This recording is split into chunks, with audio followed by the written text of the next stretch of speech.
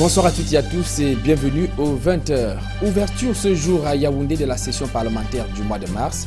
Au cours de ces assises, les membres de la Chambre haute ont pris la résolution de soutenir financièrement nos forces armées au front, tandis qu'à l'Assemblée nationale, l'on se tourne encore les pouces en attendant le renouvellement du bureau.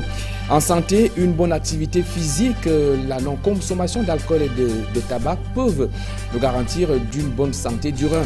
C'est du moins ce que conseillent les nephrologues en cette journée mondiale du rein. Et dans la deuxième partie de ce journal, nous recevrons un professeur de droit public à l'Université de Paris-Sud avec qui nous allons revenir sur, entre autres questions, les questions de médiation en situation de crise.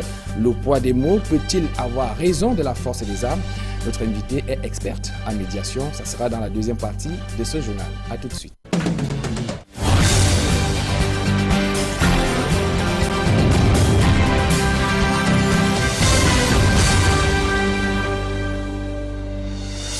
Direction Yaoundé en ouverture de ce journal où a eu lieu l'ouverture de la session parlementaire du côté de l'Assemblée nationale où l'Union des populations du Cameroun exige une place au sein du bureau de la Chambre basse, tandis que le SIF s'est dit préoccupé par l'insécurité dans les rangs du RDPC, l'on dit attendre les instructions de la hiérarchie en rapport avec le renouvellement du bureau. Nos reporters Joël Essengue et Marcelin Gansop y ont fait un tour. Voici leur reportage. Le renouvellement du bureau de l'Assemblée nationale est le principal enjeu de la session qui s'est ouverte ce jeudi à Yaoundé.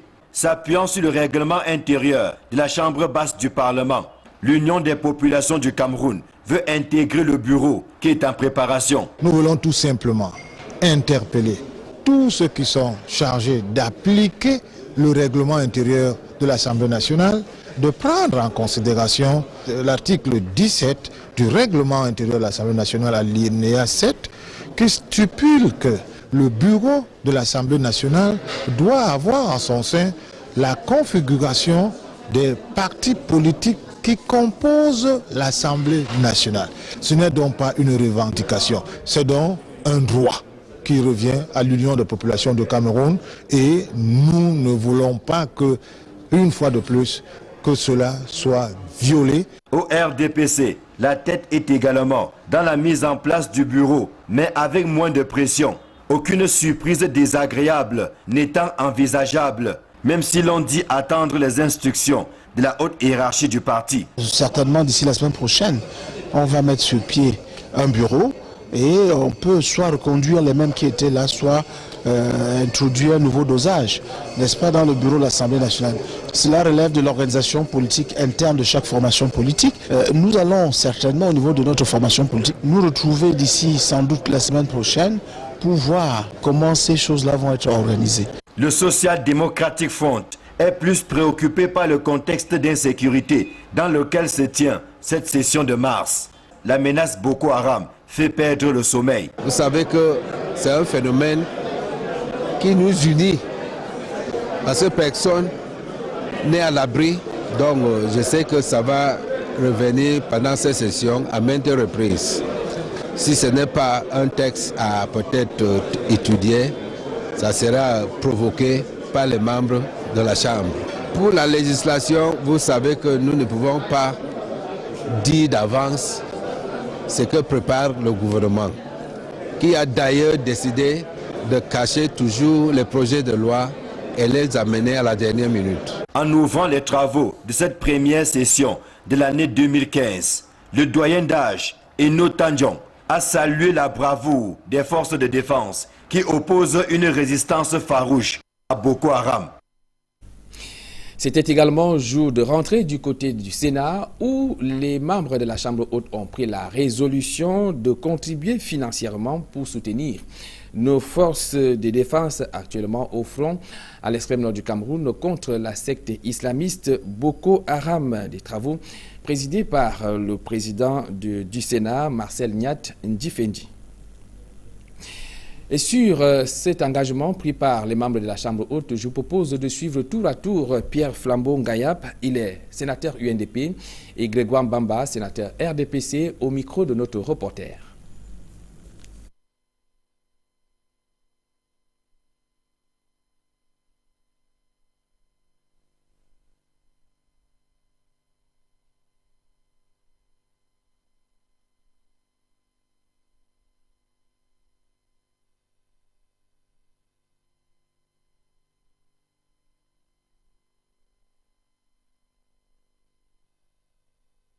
Eh bien, toutes nos excuses pour la qualité sonore de cet élément. Nous y reviendrons au cours de nos prochaines éditions.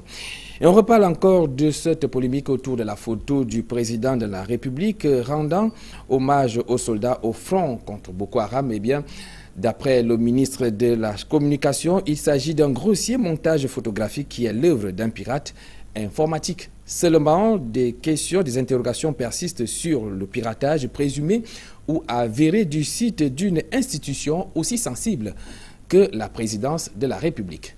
Éric Massiandjoum. La sortie médiatique de Issa Tiroma Bakari intrigue sur plusieurs points. D'abord, le timing. Elle intervient 3 jours après la publication de cette photo montée sur le site de la présidence de la République du Cameroun. Le ministre de la Communication veut contourner cette passivité en donnant l'impression à l'opinion publique que les médias nationaux et les réseaux sociaux n'ont relayé le scandale que mercredi 11 mars, alors que la photo a été postée sur le site le lundi 9 mars et dont a été relayée par les réseaux sociaux et les médias des publications. La deuxième curiosité, c'est le fait qu'Issa Tiroma Bakari parle de sites piratés, ce qui est possible selon les spécialistes, mais le mode opératoire suscite tout de même des doutes.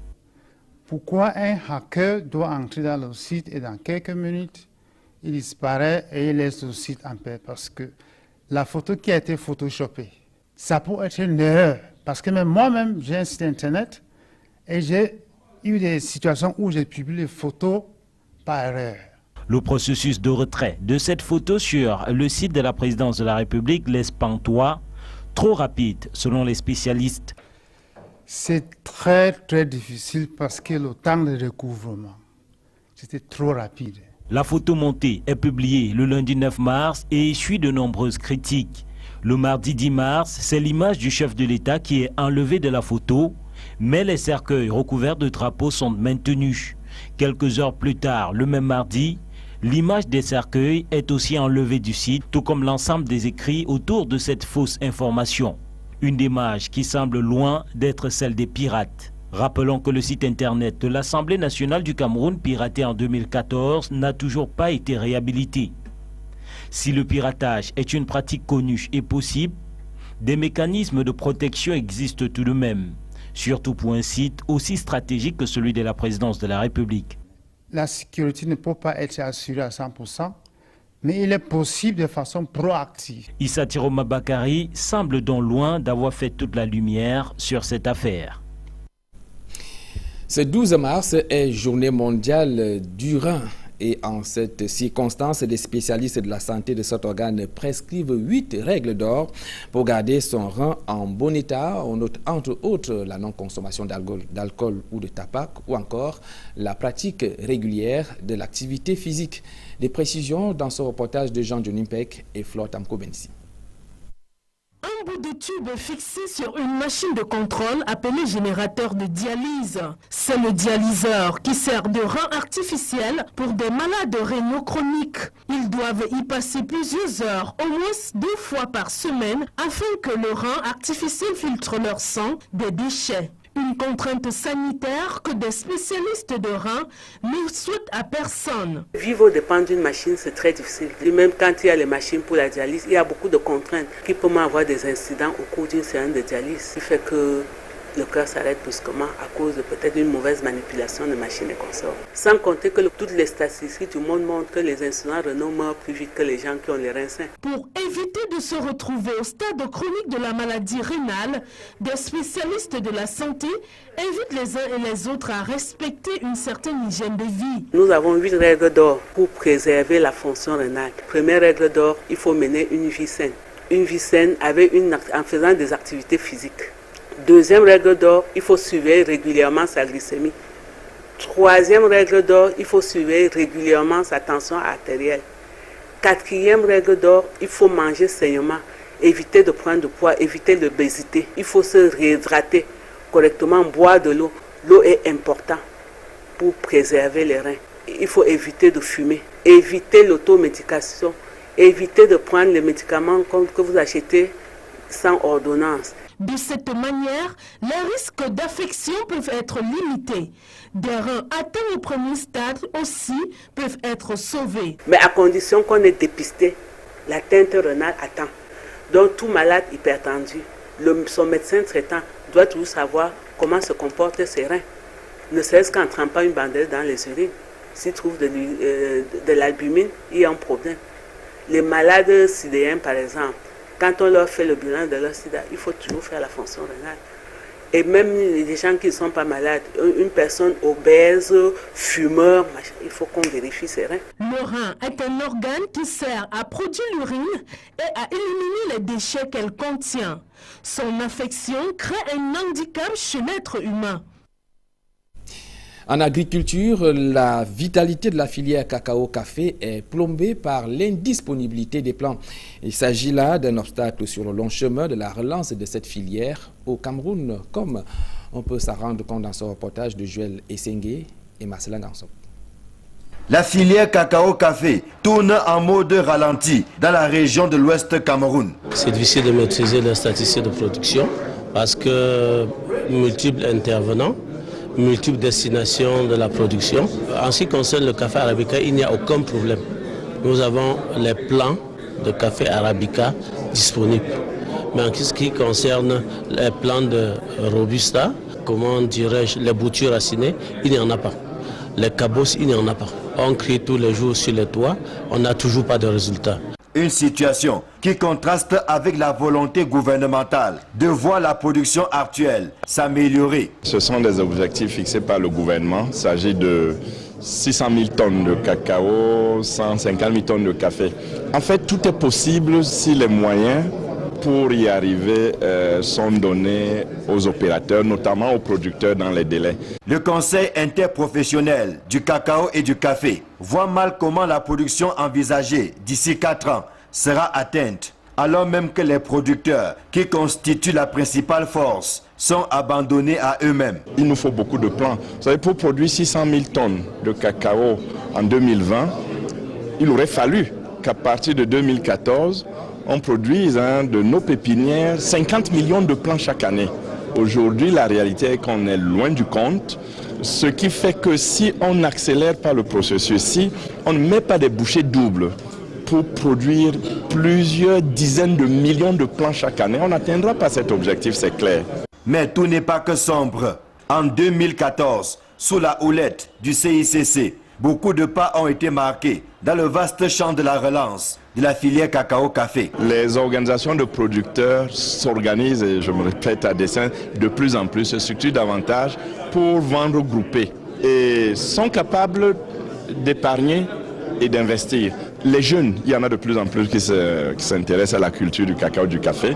Nous encadrons 600, malheureusement pas plus. Surtout dans la filière café qui semblait dépérir, on voit les gens revenir dans le café.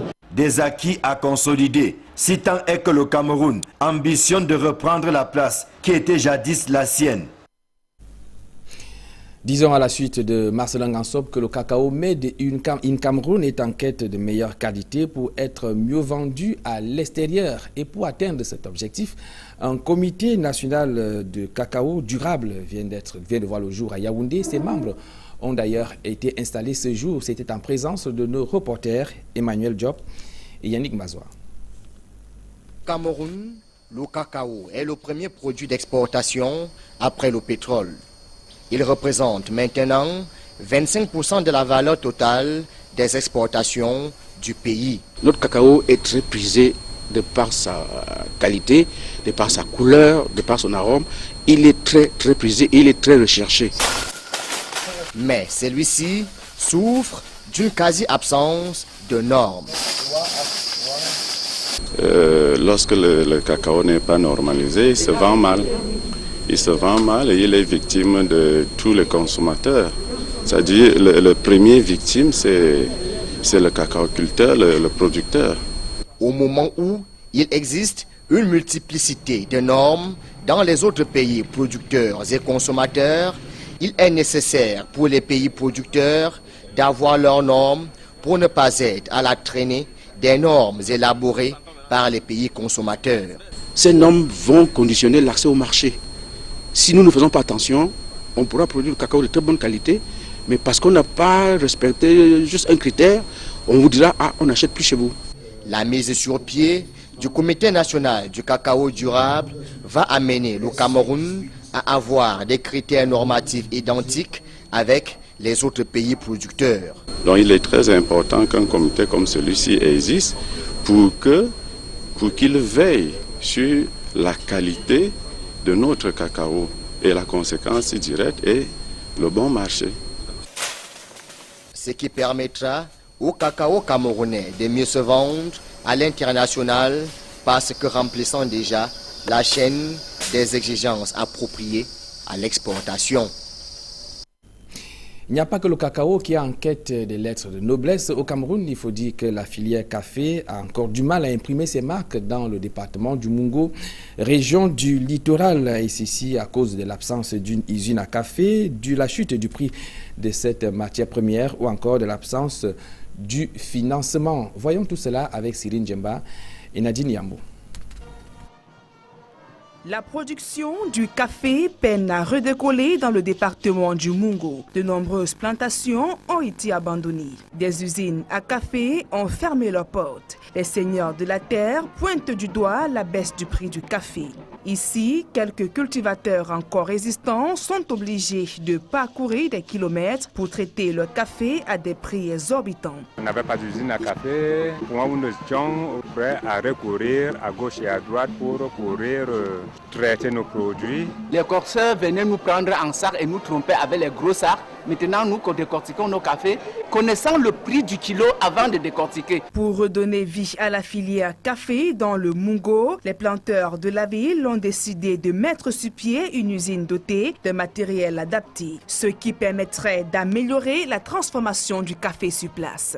Mais présentement qu'il y a des usines dans notre localité, nous sommes fiers de ce développement-là. Cette usine va nous aider beaucoup. Il nous aide en production, en tout, et tout c'est la fidélité. Après avoir inauguré cette usine, le préfet du Mungo a exhorté les acteurs de cette filière à défendre le label camerounais en produisant un café de qualité. Nous savons que le café a toujours fait le bonheur de notre pays. Aujourd'hui, la question de redorer le blason, n'est-ce pas, de l'économie de notre pays. Ces planteurs n'ont pas manqué de soumettre à l'autorité administrative leurs doléances, notamment le manque de financement des coopératives et l'insuffisance d'aires de séchage. Leurs regards sont désormais tournés vers les pouvoirs publics afin de soutenir cette initiative. La suite du journal, c'est avec la Direction générale des impôts qui étend ses tentacules. L'inauguration du centre des impôts des moyennes entreprises de Limbé. Nous sommes là dans la région du sud-ouest Cameroun, a eu lieu en fin de semaine dernière. C'était en présence du ministre des Finances, Alamine Ousmane Meh, qui présidait la cérémonie.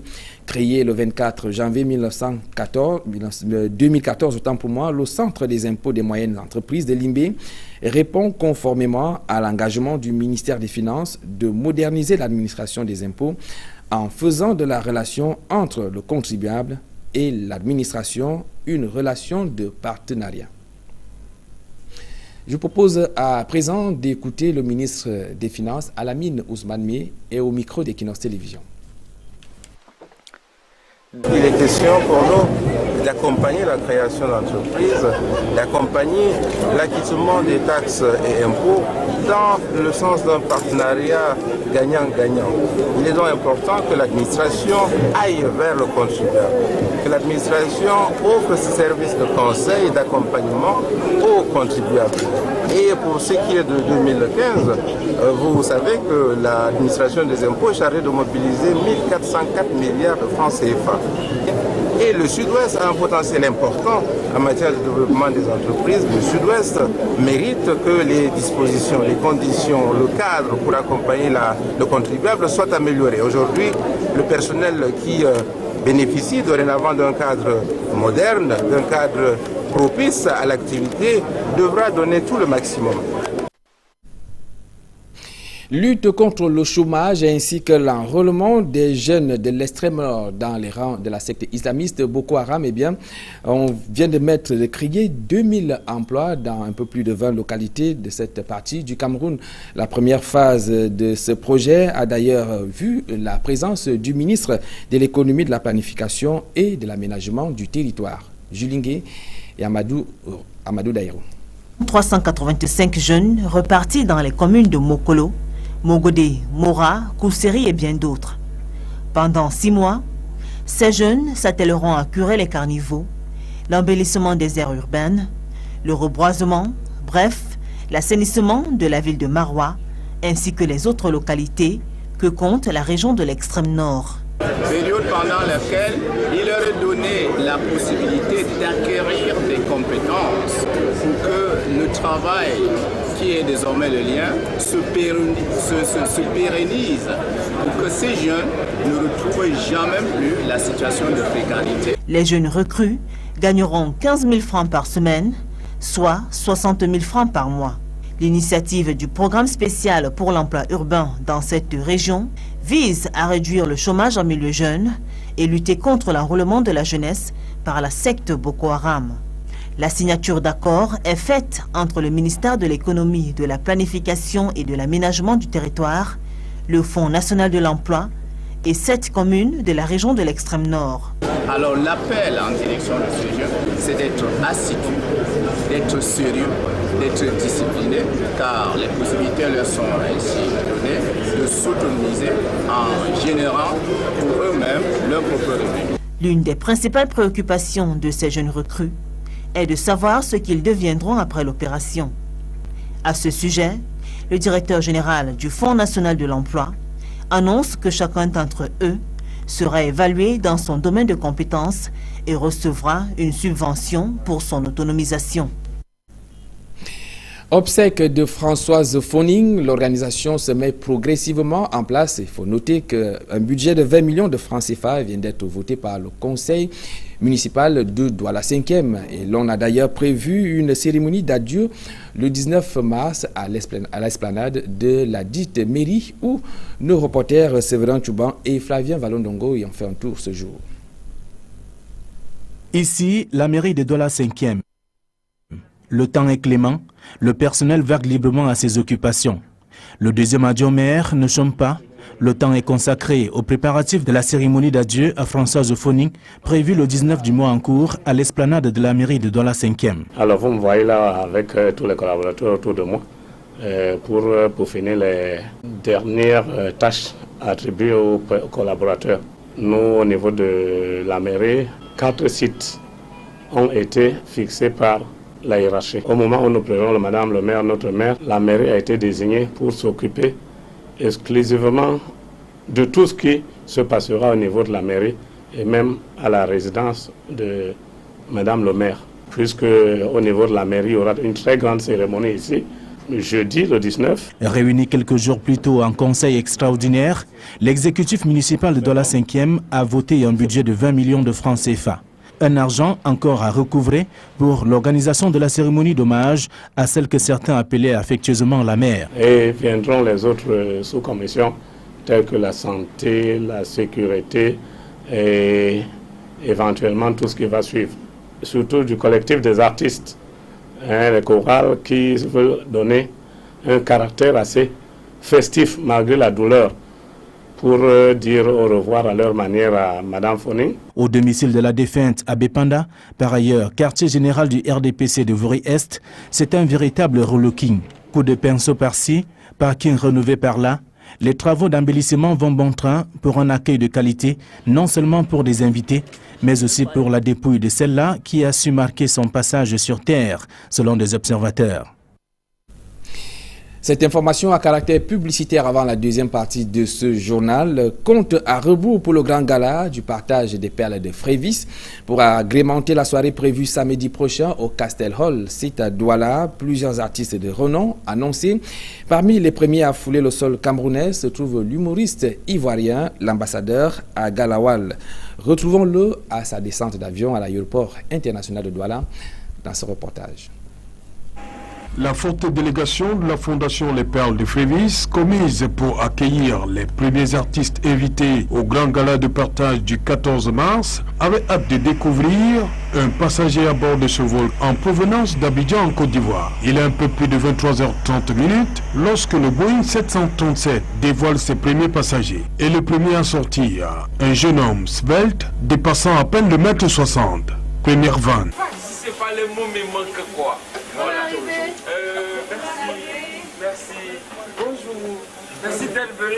m'accueillir à l'aéroport comme ça, et la population du Cameroun. Vraiment, merci beaucoup. Ok. Qu'est-ce que je peux dire même? Je ne sais même pas. Merci. Mon collègue, il est là. Bia, tu es là, tu me vois? Voilà, je viens d'arriver. Voilà. Krakobenan Kouman Ignace est un humoriste comédien ivoirien hors pair. Sur la scène, ce titulaire d'une maîtrise en anglais prend le pseudonyme d'ambassadeur à Galawal. Mon ambassadeur, il est assez particulier. Prenez ambassadeur, le A comme apôtre, M médiation, B bonheur, A Afrique, S société, S service, A accord, D diplomatique, E engagé, U union, R pour le rire. Donc c'est-à-dire ambassadeur veut dire apôtre de la médiation pour le bonheur de l'Afrique et des sociétés au service des accords diplomatiques engagés dans l'union pour le rire. Camerco, le transporteur officiel de l'événement qui marque la 5e bougie pour la Fondation Les Perles de Frévis, a réservé lui aussi un accueil princier à l'humoriste ivoirien.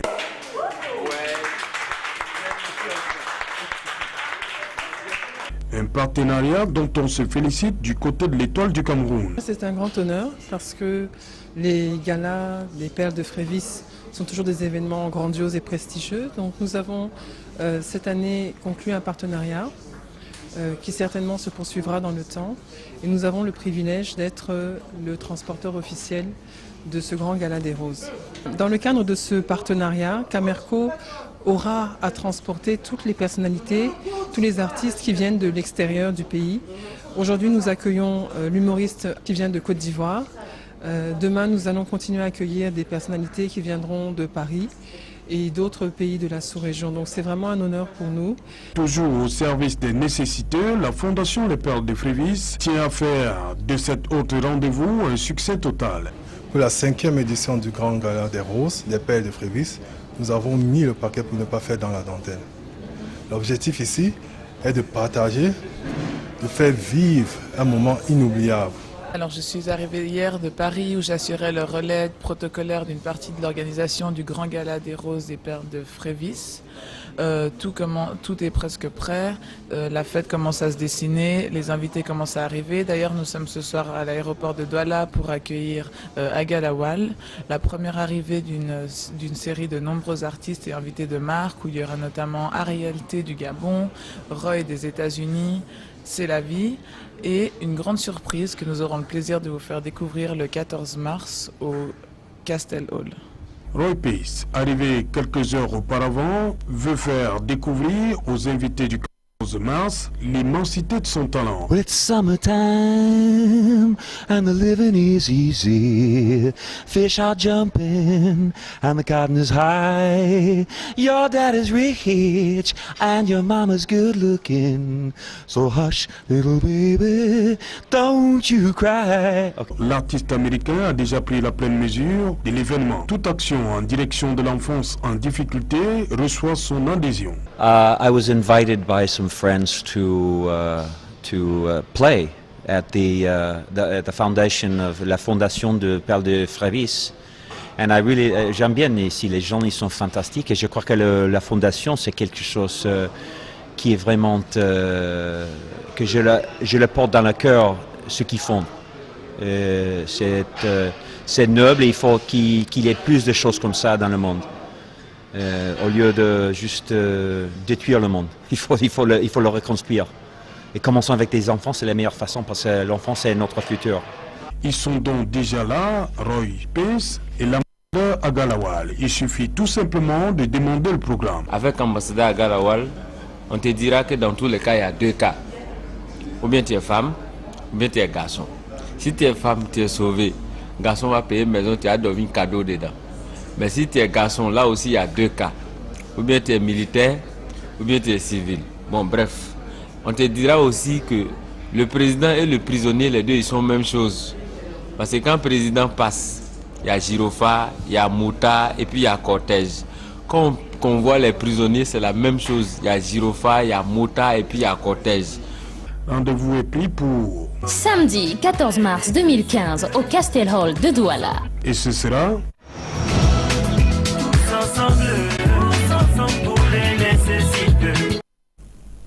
Très belle transition pour parler de la médiation en situation de crise dans le monde. C'est juste après ceci.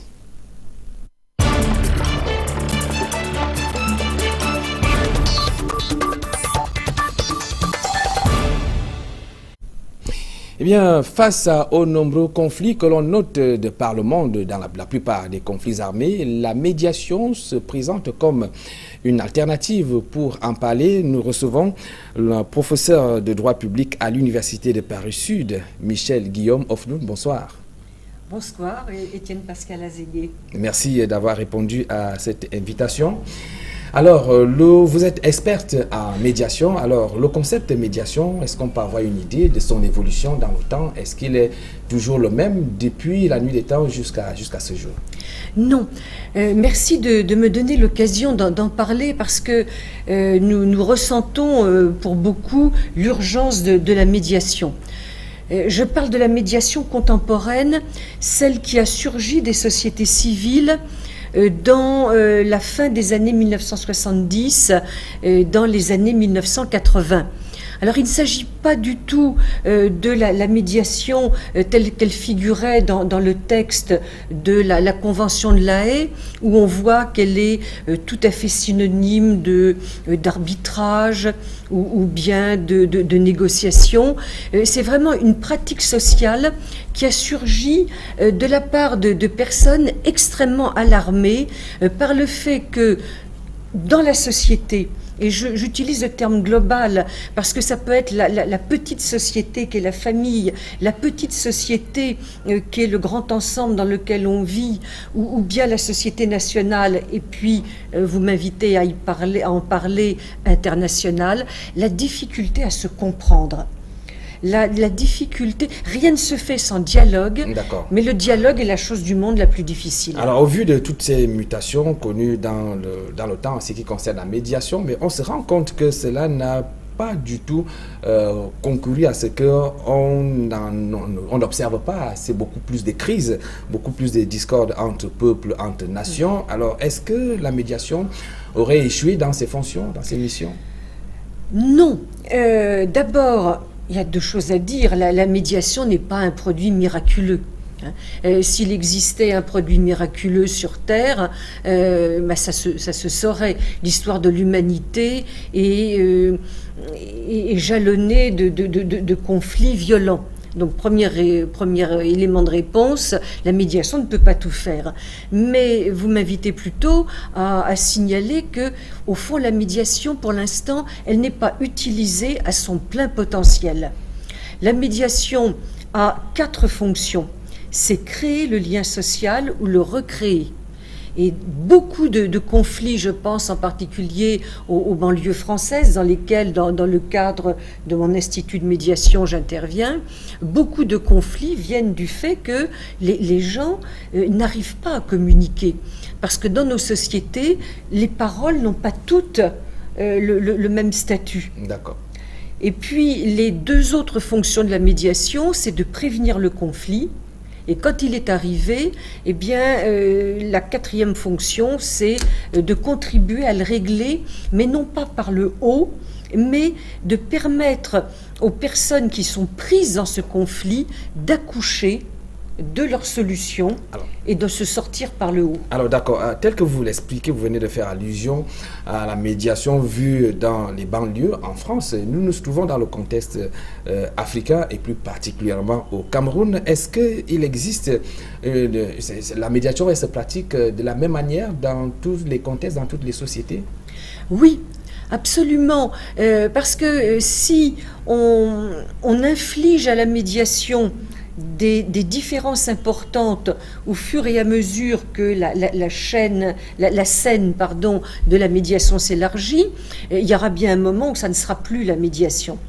La médiation, j'en suis témoin, fonctionne de la même manière qu'elle intervienne dans des banlieues où nous revivons, où nous réimportons des conflits internationaux, que sur la scène internationale où on recrée village par village, après les conflits, le vivre ensemble.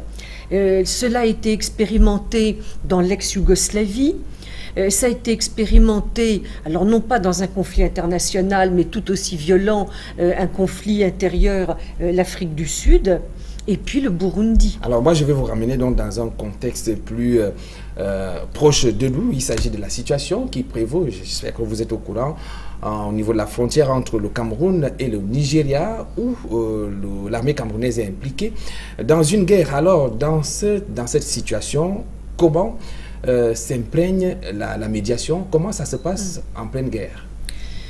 En pleine guerre, il faut reconnaître humblement que la médiation ne peut pas tout faire. Quand il faut recourir à la chirurgie, on ne recourt pas aux médecines douces. Donc, chacun son métier, et la médiation doit être pensée en préventif. Je pense que la médiation peut contribuer à prévenir que dans les régions limitrophes... C'est-à-dire qu'elle intervient avant le début de la crise. Oui, elle peut éviter que des personnes, faute d'être prises en compte, faute d'être reconnues comme étant des parties intégrantes du pays, ne se radicalisent. C'est ce qu'on voit en France quand des jeunes quittent leur banlieue pour aller en Syrie. C'est parce qu'ils ne se sont pas sentis reconnus comme faisant partie de la communauté nationale en France. Donc je pense que la médiation peut, dans les régions que vous mentionnez, éviter la radicalisation aux marges. Et puis quand, je l'espère, on arrivera à mettre fin au conflit dans sa partie armée pour reconstruire les sociétés qui auraient été ravagées par le conflit. Alors, un élément non négligeable dans la médiation, c'est quand même le médiateur. Alors, quel est le profil du médiateur? Est-ce que ça devrait être une tête pleine, comme vous, par exemple? Est-ce que tout le monde qui peut être médiateur? Alors, je me méfie des têtes pleines parce que c'est quelqu'un qui peut avoir la grosse tête. Or, le profil du médiateur, c'est au contraire un profil d'humilité. Ce qui fait la différence entre le médiateur contemporain et les intervenants traditionnels qui étaient les chefs sociaux, le prêtre pour la France autrefois, ou bien le chef de palabre, ce sont des chefs sociaux. Le profil du médiateur, c'est que justement, il n'a pas la grosse tête. Il est un individu comme les autres. Mais c'est quelqu'un qui a conscience qu'on ne s'auto-promeut pas médiateur. Pour le profil, c'est d'être quelqu'un qui a compris qu'il faut se former à la médiation, qui est un processus spécifique. C'est-à-dire qu'il faut d'abord maîtriser la situation avant de prétendre jouer les médiateurs, c'est ce que vous voulez peut-être dire. Maîtriser, ça serait prétentieux. Il faut être capable, grâce à la formation à la médiation, de se mettre dans une position d'extériorité. D'accord. Alors, depuis que vous pratiquez la médiation, là, on parlait de votre expérience propre. Est-ce qu'on peut avoir quelques exemples où vous avez appliqué la médiation et que l'ordre est revenu, les choses sont revenues à la normale?